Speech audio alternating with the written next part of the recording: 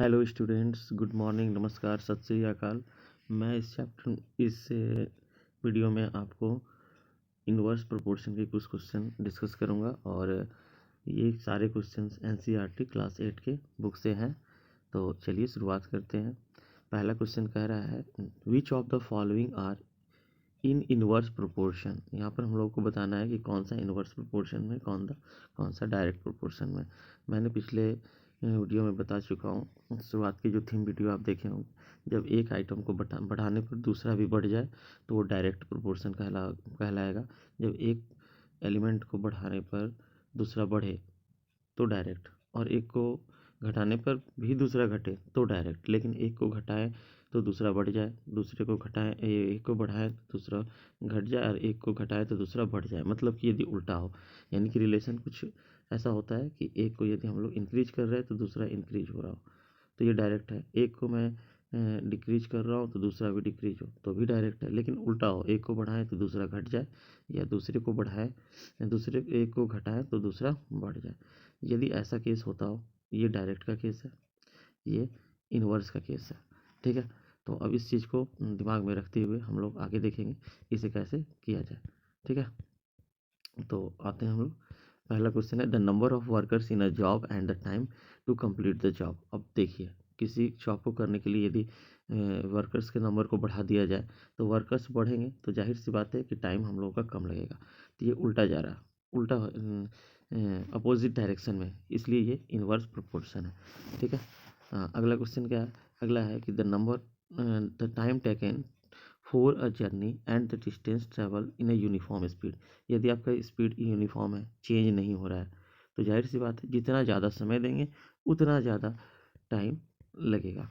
तो यहाँ पर क्या हो रहा है, आप यहाँ देख पा रहे हैं कि जितना ज़्यादा आप समय देंगे उतना ज़्यादा डिस्टेंस को कवर करेंगे, जितना ज़्यादा आप टाइम देंगे उतना ज़्यादा डिस्टेंस कवर करेंगे, जितना कम टाइम देंगे उतना कम डिस्टेंस कवर करेंगे। ये तो हम लोगों का डायरेक्ट प्रोपोर्शन हुआ। उम्मीद है कि आपको समझ में आ रहा होगा। अब आगे चलते हैं अगले क्वेश्चन पे। Area of cultivated land and the crop harvested. जो एरिया है, अब जाहिर सी बात है खेत में जितना ज़्यादा एरिया रहेगा कल्टीवेशन उतना ज़्यादा होगा। तो यहाँ पर हम लोग कह सकते हैं कि एक को बढ़ाएंगे दूसरा बढ़ जाएगा, या फिर एक को कम करेंगे, एरिया कम करेंगे, कल्टीवेशन कम हो जाएगा। तो ये भी डायरेक्ट प्रोपोर्शन है। दोनों एक ही डायरेक्शन में जा रहा हो तो डायरेक्ट, और दोनों अपोजिट डायरेक्शन में जा रहा हो तो इनवर्स। उसके बाद का क्वेश्चन फोर्थ नंबर देखिए, the time taken for a fix journey and the speed of a vehicle. अब टाइम टेकन, एक जर्नी है तो जर्नी का डिस्टेंस तो फिक्स होता है। अब आप बताएं कि टाइम जो है यहाँ पे, टाइम जितना ज़्यादा हम टाइम देंगे एंड द स्पीड, इधर से आप उल्टा देखिए इसे, कि जितना ज़्यादा स्पीड रखेंगे उतना कम टाइम लगेगा, लेकिन जितना कम स्पीड रखेंगे हम लोग को टाइम ज़्यादा लग जाएगा। तो ये तो ऑपोजिट डायरेक्शन बता रहा है।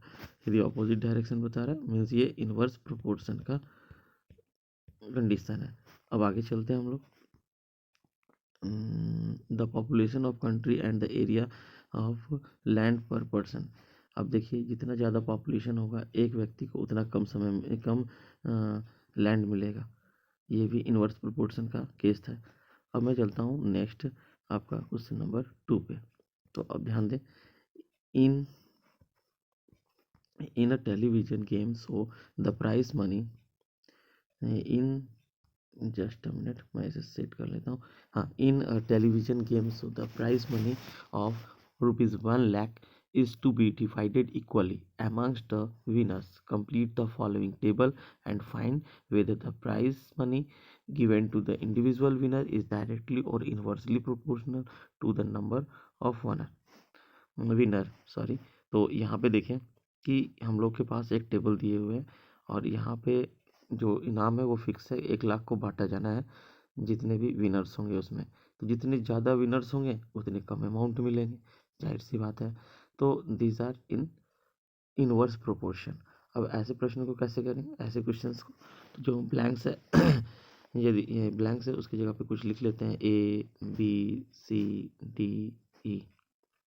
और लास्ट में हम लोग यहाँ पर एक बात लिखेंगे कि since the number of winners and the price for each winners are in inverse proportion, ये आपको लिखना होगा।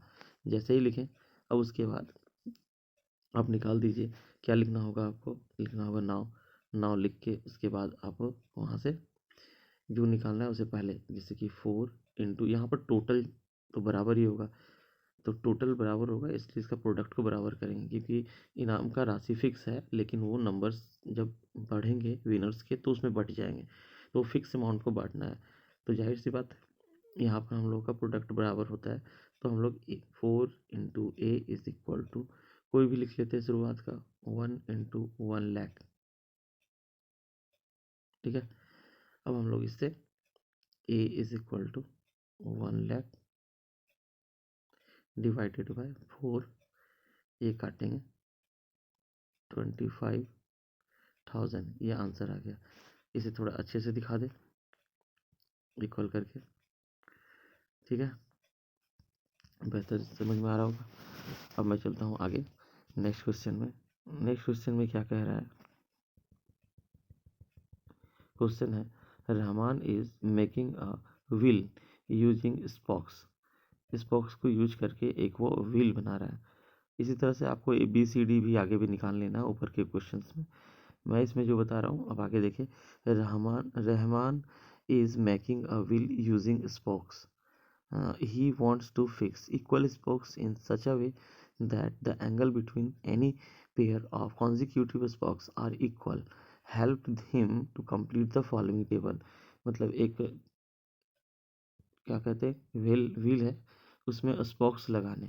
तो जाहिर सी बात है कि हम लोग तो इतना पता है कि सेंटर पे 360 एंगल्स होते हैं। जितना ज़्यादा वो एंगल्स लगाएगा उसके बीच का गैप उतना कम होता जाएगा। जितना ज़्यादा स्पॉक लगाएंगे दोनों के बीच जो है गैप कम होते जाएंगे। तो यहाँ पे ये कंडीशन इन्वर्स प्रोपोर्शन का है। अब ये देखते हैं कि इसका टेबल क्या है। तो ये टेबल है, उसी तरह से इसको भरना है। मैं एक बता दूंगा, बाकी बात आप खुद से करेंगे। यहाँ पर आप इसे ए लिख लें, इसे बी लिख लें, इसे सी लिख लें, और आप लिखेंगे यहाँ पे the number of spokes and the angle between the consecutive spokes. इस चीज़ को आप यहाँ लिखेंगे और लिखेंगे these are in inverse proportion. यदि ये इनवर्स प्रोपोर्शन में है तो आप लोग क्या करेंगे, जिसे निकालना है उसे हम लोग लिख लेते हैं। जैसे कि हम लोग को निकालना है 8/8 इंटू ए, ये इनवर्स प्रोपोर्शन में दोनों का प्रोडक्ट बराबर होता है, इज इक्वल टू कोई भी पहला वाला जो गिवन है उसको लिख लें। ठीक है, ये लिख लिए। अब उसके बाद इसको बनाया जाए तो A is equal to 4 into 90 divided by 8, 4 से 2 1 2 और ये 45, यानी यहाँ पर जो है ए का वैल्यू 45 निकल गया। ये हम लोगों का आंसर है। ठीक, तो इस तरह से आप बी और सी भी बनाएंगे। उम्मीद है कि आपसे ये बन जाएगा। अब मैं आगे चलता हूँ। देखिए यहाँ पर कुछ क्वेश्चंस दिए हुए हैं, क्या है, यहाँ पे क्वेश्चन दिया हुआ, are the number of spokes and the angle formed between the pair of the consecutive spokes in inverse proportion. बोलेंगे यस, बोलेंगे यस। ये रीजन नहीं पूछ रहा है, ये पूछ रहा है क्या है, तो बोलेंगे यस ये इनवर्स प्रोपोर्शन है। जैसे जैसे नंबर ऑफ स्पोक्स बढ़ेंगे उनके बीच का गैप कम होता जाएगा, एंगल कम होते जाएंगे। जितने कम स्पोक्स देंगे एंगल एंगल उतना ही अधिक होगा। Calculate the angle between the pair consecutive spokes on a wheel with 15 spokes. तो अभी देखिए हम लोगों का यहाँ पे हम लोग लिख सकते हैं, जस्ट अ मिनट, हाँ, नंबर ऑफ स्पोक्स और यहाँ एंगल, आप एक चार्ट बना ले ऐसा। और ये तो आपका 4 और 90 दिया हुआ था, और यहाँ पे ये 15 निकालने बोल रहा है, कितना होगा। लिखेंगे यहाँ पर since these are in direct sorry inverse proportion, और ये भी हम लोग कह सकते हैं यहाँ पर दिस वेरीज इनवर्सली। अब हम लोग क्या करेंगे कि जो निकालना है उसे पहले रख ले। 15 into x is equal to 4 into 90। हम लोग का एक्स का वैल्यू निकालना है, 4 इंटू 90 डिवाइडेड बाय 15। 50 से 90 को काटेंगे तो अब यहाँ पे आ गया एक्स का वैल्यू ठीक है, तो आप उम्मीद है आप समझ पा रहे होंगे। तो यहाँ पर 24 डिग्री आया, ये आंसर हुआ। आप ये तो कर ही सकते, काट के लिख सकते खुद से। अब अगला क्वेश्चन क्या कह रहा है कि how many spokes would be needed if the angle between the pair consecutive spokes is 40। यहाँ पर हम लोगों का एंगल दे चुका है, तो अभी हम लोगों के पास ये 40 दे चुका है एंगल।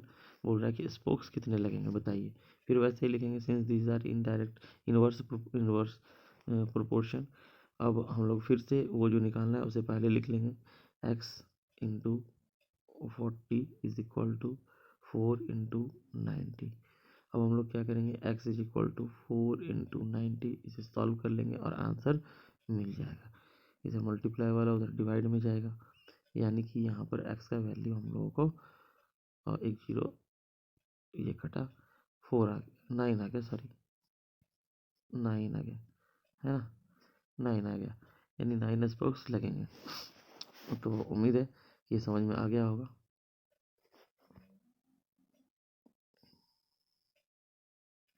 ठीक है, मैं आगे चलता हूँ।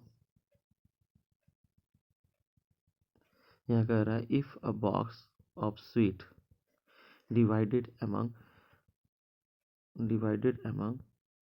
24 children, they will get 5 sweets each। प्रत्येक को 5 मिलता है यदि 24 बच्चे को में बांटते हैं तो। How many would etch get if the number of children is reduced by 4। बोलता है यदि 4 बच्चा कम हो जाए तो प्रत्येक को कितना मिलेगा। तो जो 4 का बचा हुआ हिस्सा है वो औरों में बट जाएगा, यानी और ज़्यादा मिलेगा। यदि नंबर ऑफ स्वीट्स मेरे पास फिक्स है तो जितने ज़्यादा बच्चे होंगे उतना कम स्वीट्स मिलेगा, जितना कम बच्चे होंगे उतना प्रत्येक को उतना ज़्यादा मिलेगा।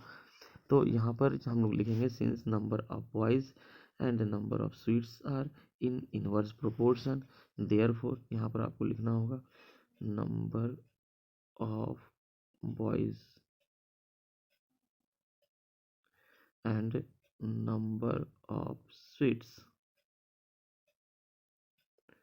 ठीक है, तो नंबर ऑफ बॉयज़ कितने थे 24, स्वीट्स कितने थे 5। और बोल रहा है कि यहाँ पे ये 4 से कम हो जाती है, यानी 20 बच्चे हो जाते हैं, ये कितने लगेंगे। तो since these are in inverse proportion therefore इसके प्रोडक्ट बराबर होंगे। तो जो निकालना है उधर से आप लिखना शुरू कर दीजिए।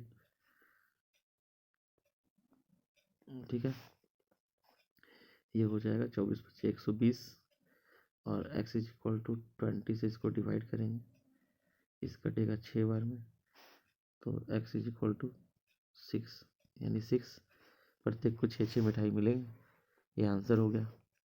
अब मैं आगे चलता हूँ। A farmer enough food to feed 20 animals in his cattle for 6 days। How long would the food last if there were 10 more animals. बोलता है एक फार्मर के पास 6 दिन तक खिलाने के लिए, 20 जानवरों के लिए 6 दिन खिलाने के लिए उसके पास फूड है।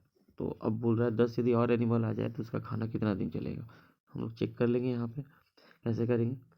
सबसे पहले लिखेंगे यहाँ पे नंबर ऑफ एनिमल्स,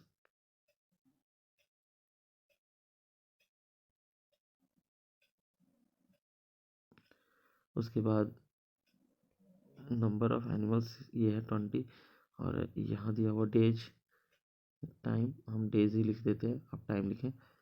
और यहाँ पे 20 हो गया, यहाँ 6 हो गया, 10 और आ जाते हैं यानी 30। तो ये कितना दिन चलेगा। Since this are in inverse proportion ये आपको लिखना होगा। उसके बाद आप 30 into x is equal to 20 into 6, x is equal to 20 into 6 divided by 30। ये कटा, ये कटा, तो हम लोग के पास x का वैल्यू 4 आ गया। ठीक है, आंसर। उम्मीद है कि आपको ये समझ में आ रहा होगा। अब हम लोग अगला क्वेश्चन पे चलते हैं। अगला क्वेश्चन क्या है, a contractor estimates that 3% could rewire Jasminder's house. ठीक है, रिवायर मतलब फिर से तार लगाना, in 4 days if he uses 4% instead of 3, मतलब वो 3 का आदमी की जगह यदि 4 आदमी लेता है तो how long should they take to complete the job. उसी तरह से आप लिखेंगे, एक तरफ पर्सन, एक नंबर ऑफ डेज, और उसको सेट करके बनाएंगे। तो इसमें कुछ नया नहीं है, सारा वैसा ही है। इसको भी आप प्लेस करके देखें। A batch of bottles were packed in 25 box. यहाँ पे भी वही बात है कि 25 बॉक्स दे चुका है। 12 बोतल, 25 बॉक्स विथ 12 बोटल्स। अच्छा, 12 बोटल्स। एक तरफ आपका बॉक्सेस है, दूसरी तरफ बॉटल्स है। If the same number of batch is packed then 25 bottles, वो जो आपको 20 बोटल्स यदि पैक करता है तो ये निकालना है। आप उसका रेफरेंस लिखें यहाँ पे कि क्या क्या दिया हुआ है। जैसे कि यहाँ पे दिया हुआ है, इसके बारे में एलिमेंट देख लें। एक तरफ बॉक्सेस दिए हुए हैं, एक तरफ बॉटल्स दिए हुए हैं। ये भी उसी तरह से है, सेम क्वेश्चन है, तो इसको क्या ही डिस्कस करूँ, इसे आप ट्राई करें। कुछ नया यदि आगे मिलता है तो देखता हूँ। ए फैक्ट्री रिक्वायर्स 42 मशीन्स। एक फैक्ट्री है, उसमें जो रिक्वायर्ड मशीन्स चाहिए वो 42 चाहिए। और to produce the given number of article in 63 days. और यहाँ जो डेज दिए हुए हैं वो 63 डेज चाहिए। How many machines would require to produce the same number of article in 54 days. इसमें भी वही चीज़ दिया हुआ है, आप इन दोनों का प्रोडक्ट कर लें और इसे आप निकाल कर देखें कितना होगा। बस यहाँ पर लिखना होगा आपको कि these are in inverse proportion. ठीक है, उम्मीद है कि ये भी आप बना लेंगे खुद से। सब एक ही टाइप का इसमें क्वेश्चन है। ये भी उसी टाइप का है। कुछ और देखता हूँ। लास्ट क्वेश्चन क्या दिया हुआ है? लास्ट क्वेश्चन दिए हुए हैं, a school has 8 periods. A school has 8 periods और 45 मिनट्स। तो एक नंबर ऑफ पीरियड्स है।